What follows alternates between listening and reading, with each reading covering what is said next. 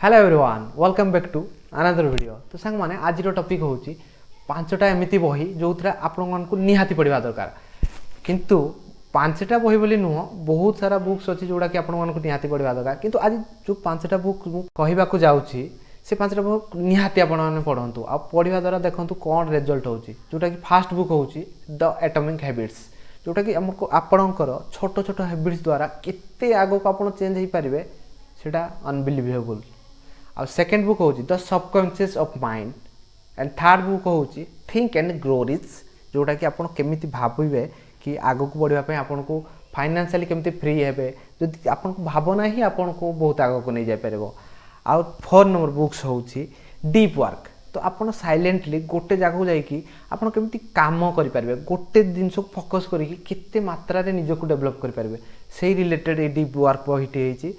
And last and 5 number books होची rich dad and poor dad, जोटा कि आपण को लाइफ रे केमिति फाइनेंशियली फ्री हेबे। ए ऑथर रो दीटा बापा थिले, से कहिसंती कि केमिति आपण फाइनेंशियली फ्री हे पारबे। गोटे बापा कोन करथिले जे गरीब थिले, आ गोटे बापा कोन करथिले जे से बहुत धनी थिले। से एका से माइंडसेट रो ही कथा। तो से माइंडसेट केमिति चेंज हो से सही बही रे कहिसंती। जदि आपण माने चाहुचंती कि एई पांचटा बही कि मु आनी कि आपण को सामना रे पांचटा पॉइंट पूरा बेस्ट भाव रे डिस्क्राइब करिवि, तो निहाती कमेंट करंतु तळे। आनिबा पाई नो मु निहाती ही आनिबि।